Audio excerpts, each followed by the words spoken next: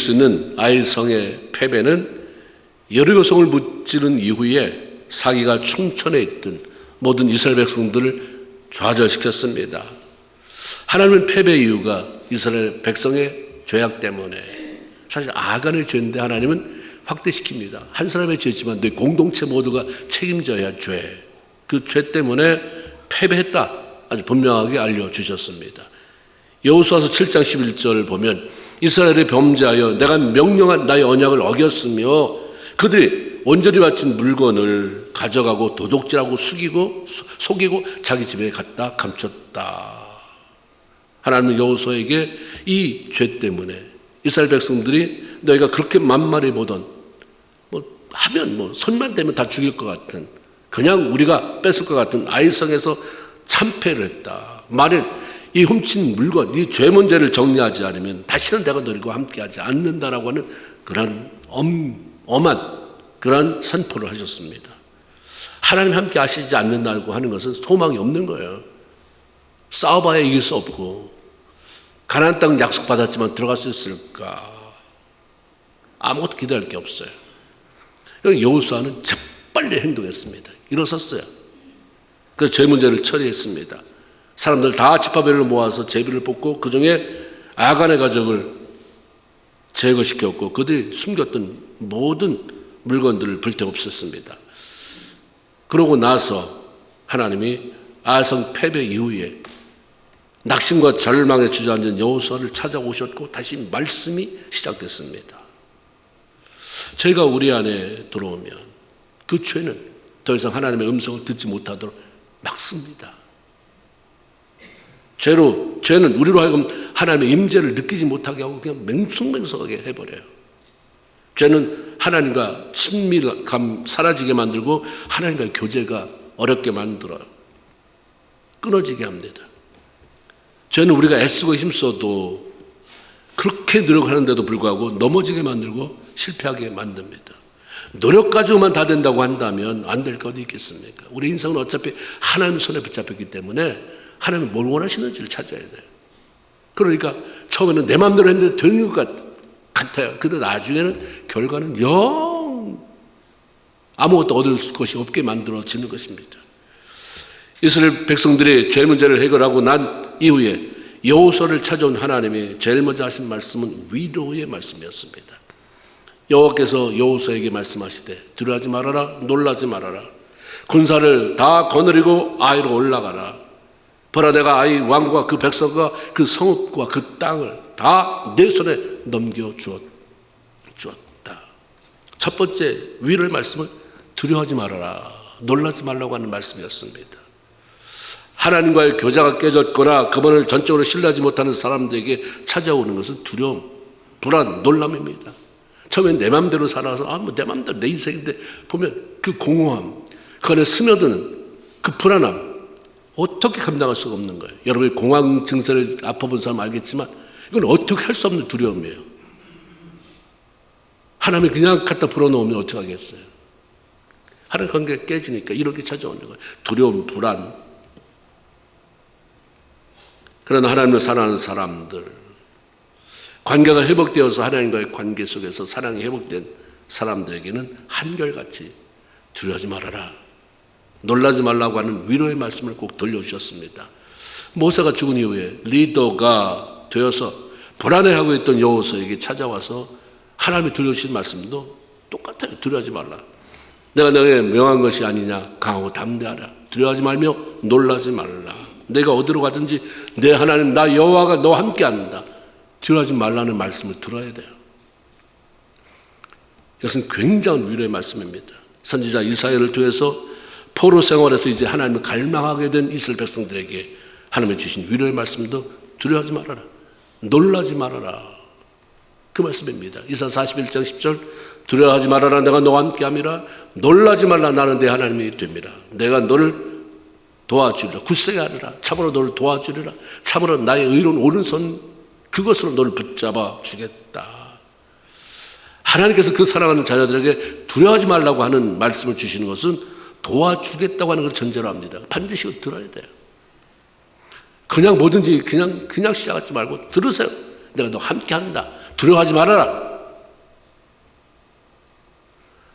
다 내가 일 저질러 놓고 나중에 안 될 때 와서 수습한다고, 그때도 하나님이 뭘 일하시겠지만 그러기 전에, 쓸데없는 에너지 빼기 전에, 쓸데없이 막 고통 중에 괴로워하기 전에 하나님 앞에 어떻게 할까요?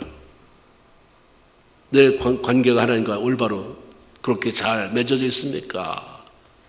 그러면서 하나님이 걱정하지 말아라. 내가 너와 함께한다. 천지 만물을 지으신 전능하신 하나님이 도와줄 테니 두려워하지 말아라. 안심해라. 이 말씀처럼 위로가 되는 게 세상 천지에 어디 있겠습니까? 두 번째 위로의 말씀은 일어나 아이로 올라가라라고 하는 말씀입니다. 여호수아는 하나님의 명령을 따라서 아간이 범죄한 죄, 공동체가 져야 할 그 죄를 다 처리했지만 아직도 아이성의 실패로 인한 절망감, 거기에 사로잡혀서 그냥 주저앉아 있었던 것이죠. 그때 하나님의 명령은 일어나라는 거예요. 일어나라. 됐다. 일어나라. 실패했던 자리로 다시 올라가라. 한 번 실패가 영원한 실패가 아니므로 아이성의 공격을 다시 한번 시도해봐라. 하나님은 언제나 자신의 사랑하는 백성들의 마음을 재정비시키고 나서 그렇다면 그 다음에 하시는 일이 일어나라. 이제 됐다. 일어나자. 일어나라고 하는 말은 일어나서 빨리 달려가라가 아니라 일어나 함께 가자입니다. 항상 일어나라는 말 옆에는 함께 가자가 항상 삽입되어 있는 것입니다. 일어나. 이제 같이 가자 하는 말씀입니다. 여호수아는 언젠가 모세가 죽으면 자기가 그 뒤를 이어서 지도자로 이스라엘 백성들을 가나안 땅으로 인도해 드려야 된다 하는 사실을 잘 알고 있었습니다. 그 사명 자기 안에 살아 있었습니다. 그런데 막상 자기 커버링이 되어졌던 울타리 같은 사람이었던 모세가 죽었을 때 어찌할 바를 모르겠는 거예요. 당연히 하나님이 그렇게 되는 순서를 알려줬고 그래서 준비시켰는데도 정작 그것이 현실로 오니까 얼마나 두려운지 알 수가 없습니다. 주저앉았어요. 그때 하나님 여호수아를 찾아서 제일 먼저 하신 말씀은 일어나라. 일어나라. 오늘 하나님 여기 와서 앉아있지만 일어나라 말할 사람들이 분명히 있습니다. 일어나라고 말하는데 안 일어나면 하나님도 어찌가 안 해요. 계속 3장에 보면 볼자다 내가 문밖에 서서 두드리더니 나 같으면 내가 하나님이라면 뭐 이딴 게 다 싸워서 발로 뻥 걷어차고 문을 열고 끄집어내서 안 나올래? 안 일어날래? 할 텐데 하나님이 계속 결정은 내게 아니라 얼마나 인격적인 하나님이십니까? 난 기다릴 수 있어. 하루를 천년처럼 천년을 하루처럼. 너 그렇게 나이 먹으면서 그렇게 늙을래? 그렇게 해서 1년 올해 2026년 다 보낼래? 너 10년 또 이렇게 보낼래? 너 그렇게 해서 50살 되고 60살 70살 그러다 죽을래? 빨리빨리 내가 일어나라고 할 때 빨리 일어나. 그런 거죠. 하나님의 여호수아에게 일어나라.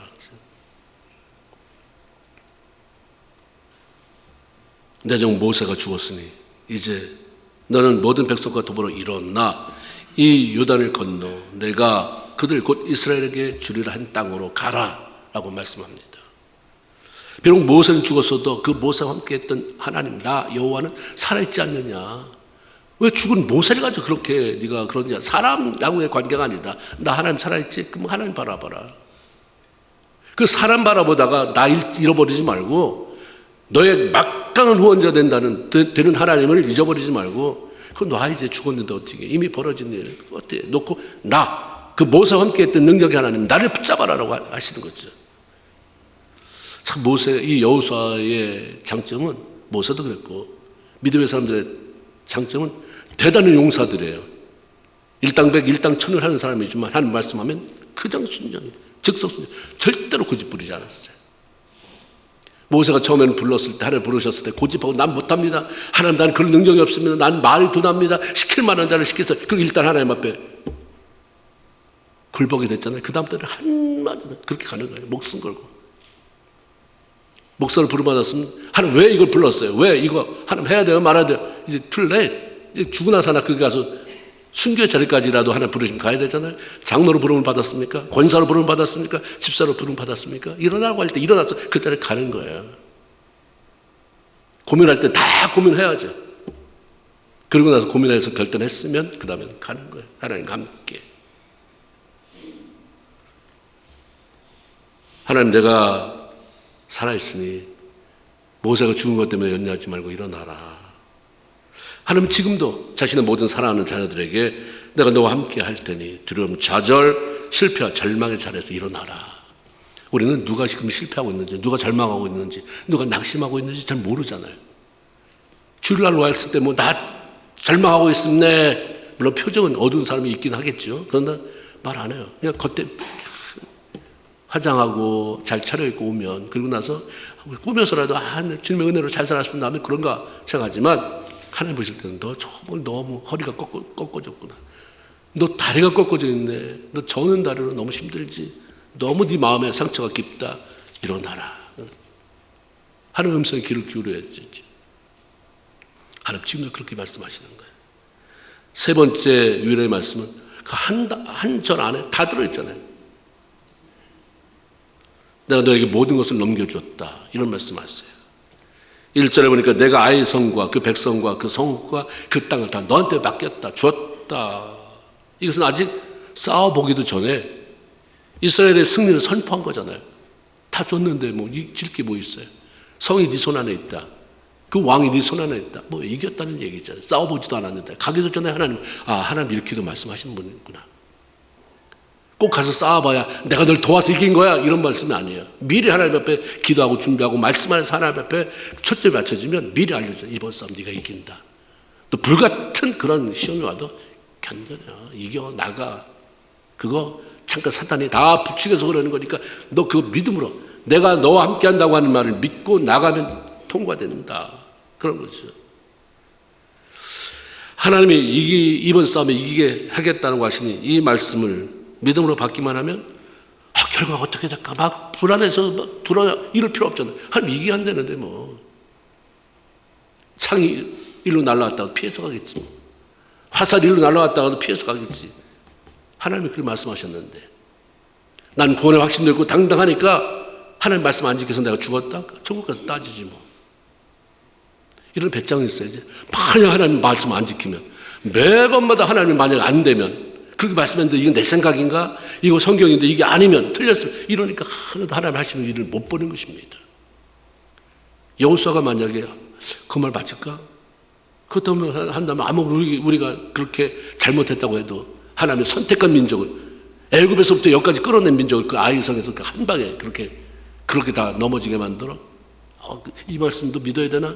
이렇다고 한다면 일어나서지도 않고 움직이지도 않았을 거예요. 믿음으로 나가는 거죠. 우리가 하나님과의 관계만 제대로 바르게 한다면 하나님은 우리에게 힘주시는 분입니다. 위로해 주시는 분입니다.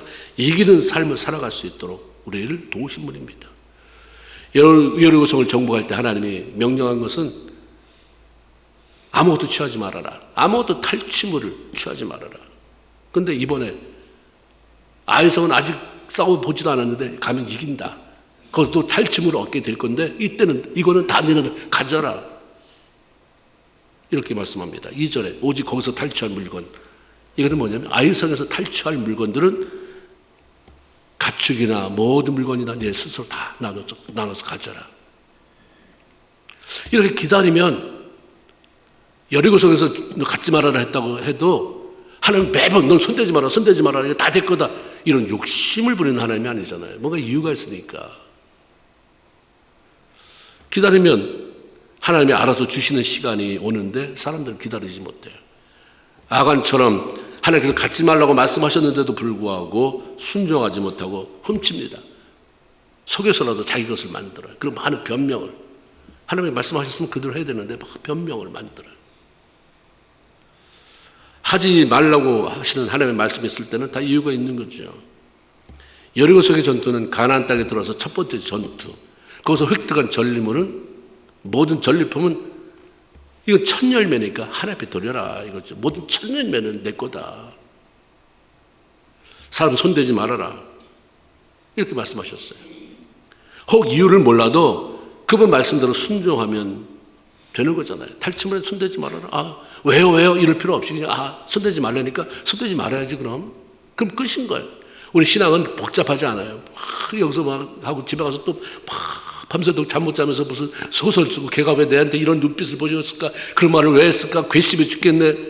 잠이 안 와가지고 이거 하나님이 얼마나 불쌍히 여기겠어요. 성경 보면 우수시로다. 하나님이 비웃는다 이 말이에요. 야, 너 그것밖에 안 되냐? 심플해요, 하나님. 그래요? 나 이유 모르는데 하나님이 하라는 거 맞죠? 맞죠? 하겠습니다.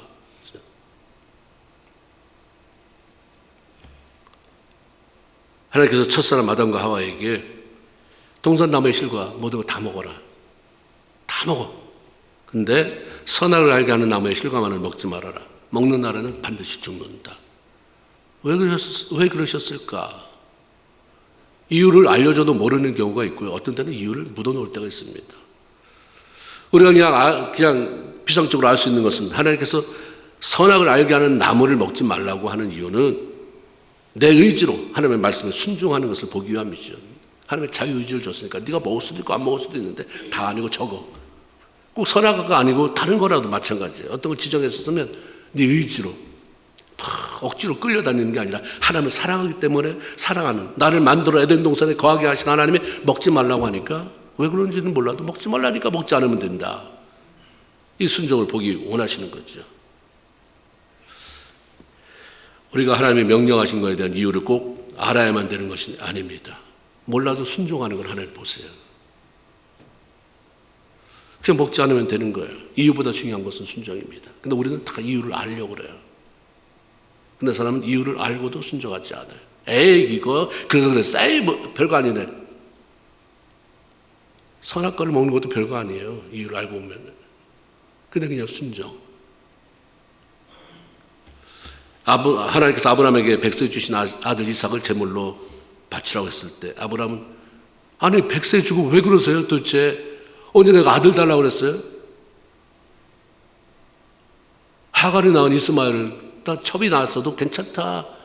나 내 아들처럼 내가 유산 상속할 수 있다. 하나님 말씀하셨는데 왜 네 처를 통해서 본처 사라를 통해서 난 아들에게 그 아들을 통해서 하늘의 별처럼 바다의 모래같이처럼 많은 자손을 준다고 말씀해놓고 이제 와서 죽이십니까? 왜 그러시냐고요? 뭐 때문에 그러는지 속 시원히 말씀해 주세요. 내가 납득되면 순종하겠습니다. 이러고 따졌습니까? 밤에 말했는데 새벽같이 일어나서 예스 아멘이에요. 오늘 어떻게 이렇게 살 수 있을까? 그러니까 하나님이 아브라함을 향해서 내가 아브라함에게 숨기는 게 있겠느냐? 우리가 은혜 받고 싶어하고 은사 받고 싶어하고 그냥 아브라함에게 내가 숨기는 게 있겠느냐? 아브라함에게 아까운 게 있겠느냐? 이러니까 그러는 거예요. 그렇다고 하나님이 아브라함이 바보 멍충이로 만들어놨습니까? 아무것도 모르고 저는 순종만 해. 따지지도 않아. 아니요. 소돔과 고모라가 멸망할 때 하나님이 아브라함에게는 미래를 알려줬어요. 다 비밀을 다 알려주는데 그냥 아브라함은 알고 싶어 하지 않아요. 왜요? 왜 뭐 때문에 이러지 않는데 그냥 하나님이 알려주는 거예요. 우리가 순종하면 그냥 하나님이 알려줘요. 깨닫게. 그래서 그렇단다. 그러니까 이 훈련이 굉장히 힘들어요. 죽어지고 내가 바보가 되는 훈련. 아니 내가 너한테 뭘 달라고 그랬어. 뭘 아쉬운수를 했어. 근데 왜 나를 그렇게 무시해? 근데 무시해도 하나님 이 사람이 아니면 내가 언제 어디 가서 훈련 받겠습니까? 내가 내 맘대로 그렇게 살면 훈련 되겠습니까? 그나마 교회 와서 이 사람 만나고 저 사람 만나서 내가 좋아하는 사람만이 아니라 별볼일 없는 사람, 내가 마음에 안 드는 사람 이 한마디 저 한마디를 통해서 날 치고 이리 치고 저리 치고 하니까 내가 뒤집어지고 내 속에 이런 게 들었구나. 가만히 놔두면 괜찮은 사람인데 저 사람이 날 건드려 주니까 이런 게 들어있는 걸 발견하게 되고 그래서 기도하게 되고 저를 미워했던 게 하나님 내가 문제입니다를 보게 되고 그래서 감사하게 되고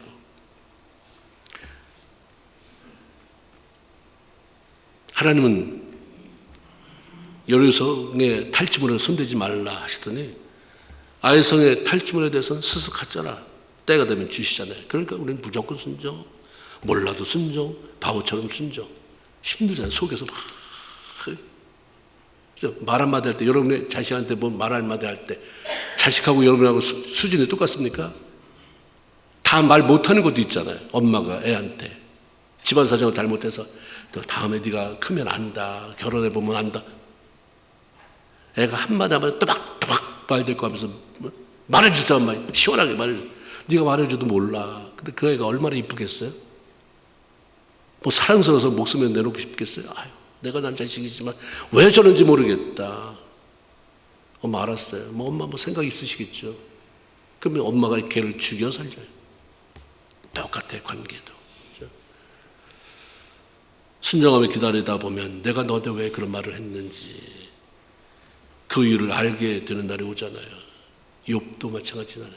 웬 이게 맨 하늘의 날벼락인가? 왜 내가 하나님 뜻에 뭘 잘못했는데 이런 일이 벌어지나?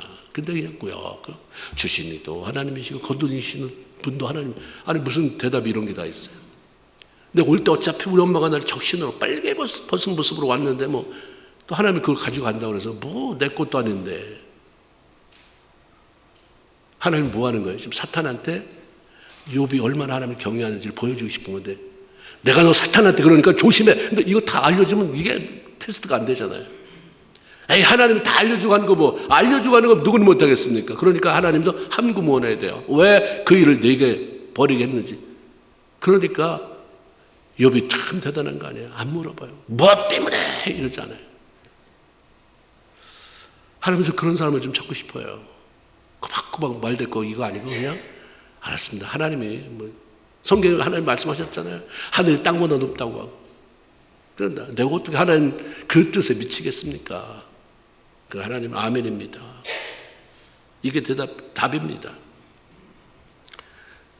너무 우리가 똑똑한 척하며 하나님의 말씀보다 앞서면 우리는 반드시 내 꾀에 내가 넘어가서 실패해요.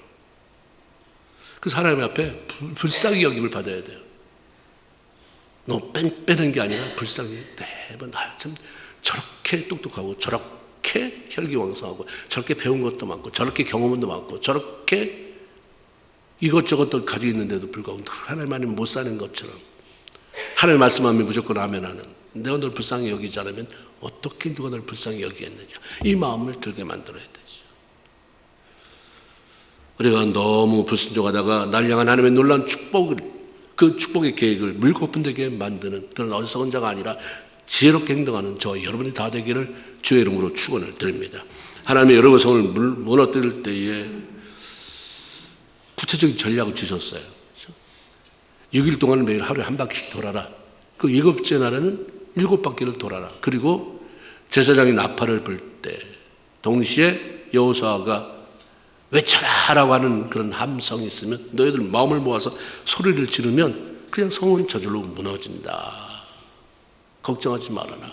아주 특별한 전략을 주셨잖아요. 하나님 이스라엘 백성들이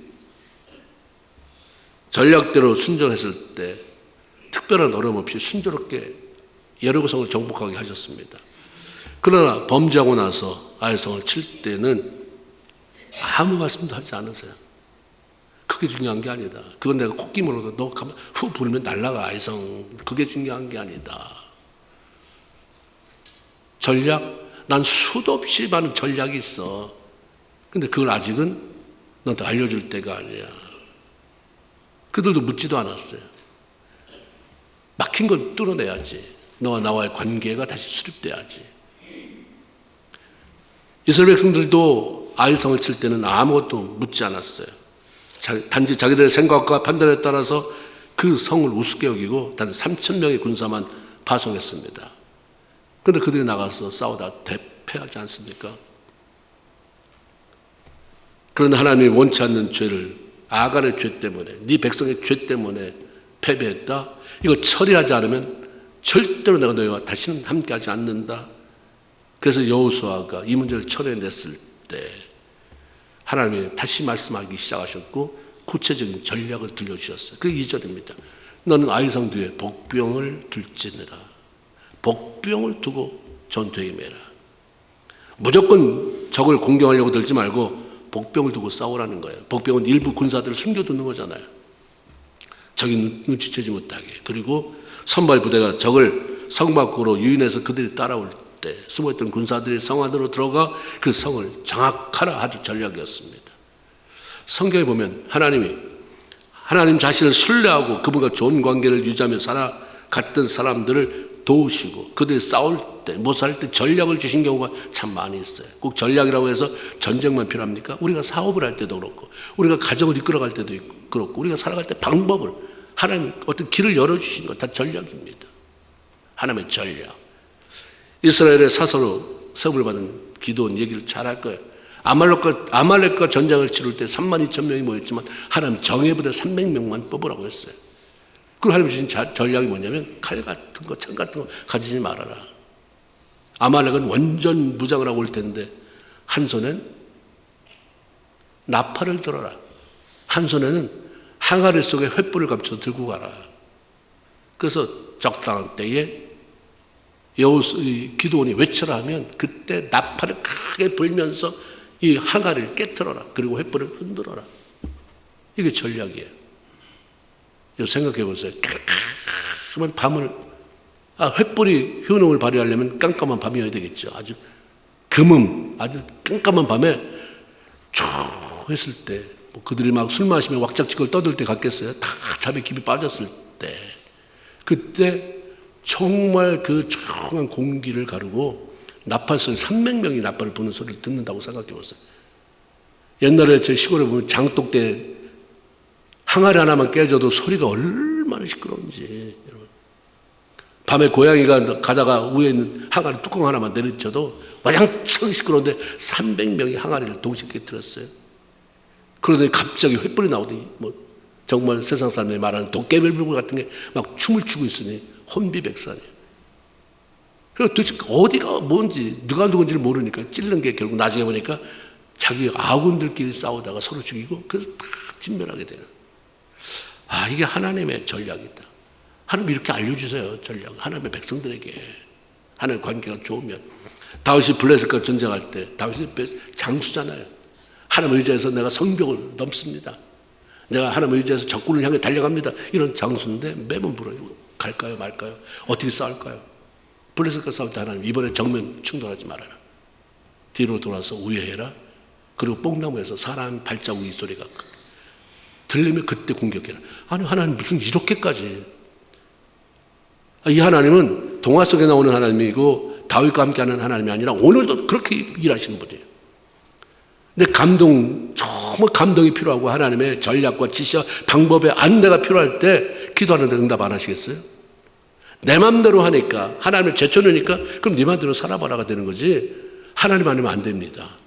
그럼 간절히 엎드려서 그걸 구하고 마음에 감동 줄 때 이렇게 해라 저렇게 해라 안 해도 나는 하나님 이렇게 하고 싶은데요. 근데 하나님 특별한 방법이 없고 나에게 하나님은 이 방법이 하나님 주신 지혜인 것 같대. 최소한 이런 마음을 가지고 시작하면 일을 하면 하나님은 책임져 주세요. 그게 정답이 아니어도 하나님이 그걸 가지고 새롭게 나갈 수 있는 길을 열어주시는 분이다. 그래서 우리가 잠언 24장 6절 너는 전략으로 싸워라 이런 말씀했습니다. 하나님이 주신 방법을 가지고 전략을 가지고 싸우는데 누가 대적하겠어요? 왜 안 되냐 이 말이에요. 안 될 수가 없죠. 로마서 8장 31절에 만일 하나님이 우리를 위하시면 누가 우리를 대적하리요? 이런 고백이 있습니다.